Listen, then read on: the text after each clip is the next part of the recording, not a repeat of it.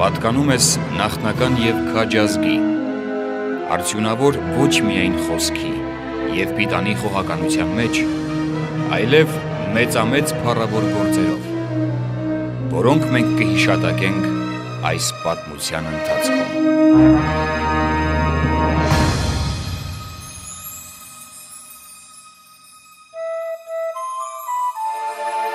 Հայոց պատմության ընթացքում գոյություն են ունեցել մի քանի աշխարհակալություններ։ Դեռևս Քրիստոսից առաջ 27-26-րդ դարերում հայկական լեռնաշխարհի մշակույթը տարածվում է շատ մեծ հեռավորությամբ։ Հարավում այն հասնում է Սիրիա և Պաղեստին, հյուսիսում հասնում է մինչև Հյուսիսային Կովկաս։ Այնուհետև Քրիստոսից առաջ 23-22-րդ դարերում հայկական լեռնաշխարհի 17 երկրների համադաշնությունը իշխում է ողջ առաջավոր Ասիայի վրա և այդ իշխանությունը տևում է շուրջ 100 տարի։ Քրիստոսից առաջ 8-րդ դարի առաջին կեսին Արգիշտի առաջինի և Սարդուրի երկրորդի օրոք շուրջ 50 տարի Վանի թագավորությունը դառնում է առաջավոր Ասիայի գերիշխան տերությունը, այնուհետև Տիգրանյան աշխարհակալությունը և ի վերջո Բագրատունյաց հայոց թագավորության ժամանակաշրջանում հայոց արքաների իշխանությունը բացի Բուն Հայաստանից տարածում էր Վրաստանի, Աղվանքի, Աբխազիայի վրա, հասնելով հայկական Տավրոսից մինչև Մեծ Կովկասի լեռները։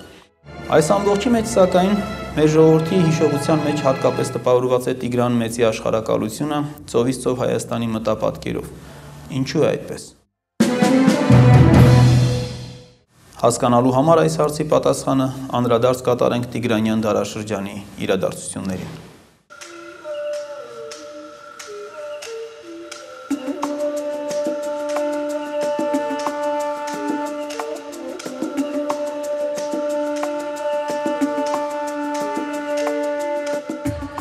Առաջավոր Ասիայում երկու տերություններ փորձում են այդ ամբողջ երկրամասը բաժանել միմյանց միջև։ Արևմուտքից անկաշկանդ, գուցե դանդաղ, բայց առանց կասեցնելու առաջ է շարժվում Հռոմը։ Իսկ մյուս կողմից Պարթևական պետությունը հասել է մինչև Եփրատի ափերը։ Ստորում երկու տերություններն էլ մինչև իրար սահմանակցելը կամենում են ստեղծել բավական լավ բնագծեր։ Եվ այդ պայմաններում հայտնվում են երկու տերություններ, որոնք պատրաստ են ձեռնոց նետելու Հռոմին և Պարթևական պետությանը։ Դրանցից մեկը Պոնտական թագավորությունը, որտեղ իշխանության գլուխ էր եկել Միրդադ 6-րդ Եվպատորը, մի արտակարգ տաղանդավոր և իշխանատենչ մարդ, որը ազատորեն խոսում էր 2 տասնյակից ավելի լեզուներով, անգամ ցեղային լեզուներով, և որը իր առջև խնդիր էր դրել ստեղծելու մի մեծ հելլինիստական պետություն։ Իր հերթին Տիգրան Մեծն էլ ուներ իր ծրագրերը,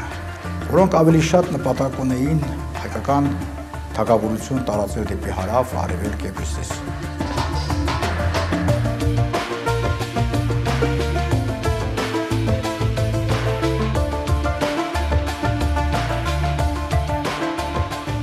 Երբ Տիգրան Մեծը, որը գտնվում էր Պարթևական արքունիքում և սովորաբար ընդունված է ասել, թե պատանդ էր, չնայած բոլոր հիմքերը կան կարծել, որ մի փոքր այլ էր նրա կացությունը, երբ պիտի վերադառնար Հայաստան, որպեսզի թագավորական գահը շարանգեր, պարզվեց, որ այդպես հեշտությամբ չի կարող վերադառնալ։ Պարթևական արքունիքը նրանից պահանջեց 70 հովիտներ, որոնք ժամանակին Արտաշես առաջին թագավորը գրավել էր մարերից և որոնք ներկայացնում են 3 երկրամասեր՝ Կասպիենե կասպք, Փավնիտիս մարդպետական և Բասորոպեդե պարսկահայք։ Տիգրանը վերադարձավ Հայաստան բավական հասուն տարիքում, շատ բաներ տեսել, շատ բաներ հասկացել, լավ ուսումնասիրել էր իր հարևաններին և սա պատե ժամանակ էր, որպեսզի հենց այսպիսի մեկը բազմի իր հայրերի գահին։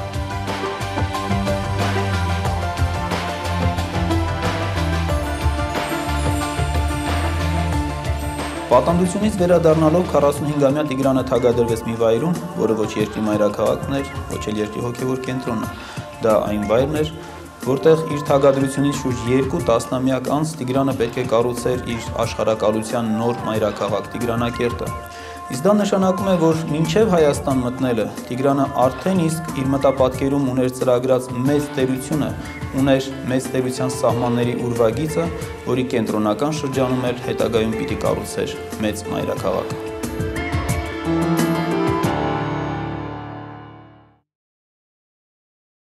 Նա թագավոր դառնալով անմիջապես սկսեց իրականացնել ռազմական բարեփոխումներ, շարունակելով այն բարեփոխումների համակարգը, որը սկսվել էին դեռևս Քրիստոսից առաջ 2-րդ դարում Արտաշես առաջինի օրոք։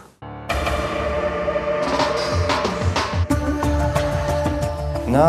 առաջին շեշտը դրեց բանակի հարվածային հնարավորությունները մեծացնելու վրա, որի համար ստեղծվեց ծանրազեն զրահավոր հեծելազոր։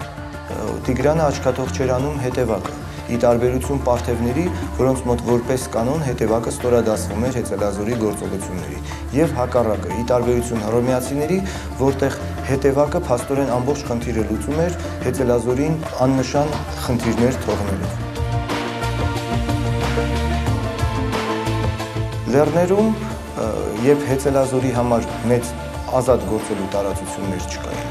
Հետևակի գործողությունները շատ կարևոր էին, որտեղ կտրտված տեղանքում միակ զորատեսակը, որ ի վիճակի էր լինում ամբողջ ուժով մարդ վարել եւ ամբողջ ճակատամարտի ընթացքում, դա հետևակն էր։ Բնական էր, որ լեռնային տեղանքում հայկական լեռնաշխարհում, իրանական բարձրավանդակում եւ հիմնական այն տարածություններում, որտեղ նախատեսում էր վճռական բախումը հակառակորդի հետ, Տիգրանը պետք էր հետևակ, մարտունակ հետևակ, որ ի վիճակի լիներ իր վրա վերցնել ամբողջ մարտի ծանրաբեռնվածությունը։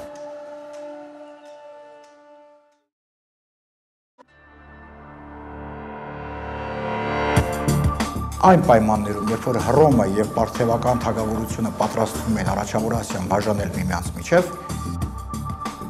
կամա թե ակամա ձևավորվում է Պոնտական թագավորության եւ Մեծայքի թագավորության դաշինքը։ Ստորում նախաձեռնությունը ամենից առաջ եղավ Պոնտոսի թագավորության կողմից, այն բանից հետո, երբ Տիգրան մեծը համոզվելով, որ ծոփած թագավորությունը հայկական թագավորություններից մեկը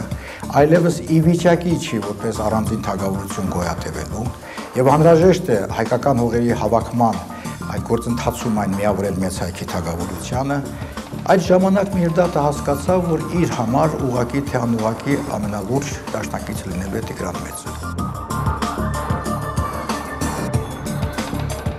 Այս կապակցությամբ երկու խոսք։ Խնդիրն այն է, որ հավանաբար 111 թվականին Միրդատ 6-րդ Եվպատորը ապաստան գտավ փոքր հայքի թագավորությունում, որտեղ իշխում էր Անտիպատրոսը։ Սա ժառանգներ չուներ, եւ տեսնելով, թե ինչ տաղանդավոր մարդ է Միրդատ ապագա 6-րդը, ի վերջո նրան կտակեց իր թագավորությունը։ Այնպես որ Միրդատը սկզբում դարձավ հայոց թագավոր եւ ոչ թե պոնտական թագավոր։ Փոքր հայքը երբեք չդիտվեց Միրդատի կողմից նվաճված երկիր։ Ավելին ասեմ, նա իրեն այստեղ ավելի ամուր էր զգում, քան Պոնտոսում։ Նա 75 միայն ամրոցներ կառուցվեց փոքր հայքում, որտեղ պահում էր իր գանձերը։ Նվաճված երկրում մարդիկ սովորաբար իրենց գանձերը չեն պահում։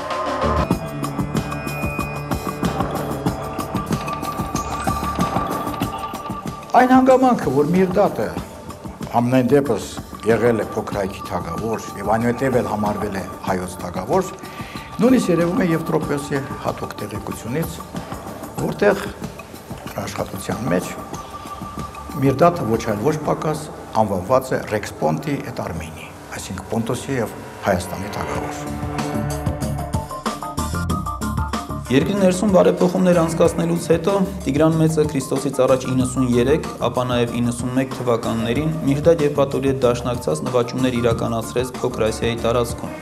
Նվաճումներ իրականացում էին հետևյալ պայմանով. նվաճված ողջ տարածքը անցնում էր Միրդատ Եվպատորին, իսկ ամբողջ ռազմավարը, շարժական գույքը, անասուններով, ռազմակերիներով տեղափոխվում էր Մեծ Հայքի թագավորություն։ Փաստորեն Տիգրանյան արշավանքների առաջին փուլը Սոփքի միացումը եւ կապադոկիական արշավանքները ապահովեցին Տիգրան մեծի ապագա արշավանքները տնտեսական եւ մարդկային ռեսուրսներով։ Այսպիսով նաև ավելացնելով աղվանքի եւ վիրքի նվաճումը, որոնք պետք է տեղի ունեցած լինեին վճռական հակամարտությունից առաջ, տեսնում ենք, որ Տիգրանը անվտանգ դարձրեց մեծ հայքի հյուսիսային, արևելյան եւ արևմտյան ամբողջ սահմանները։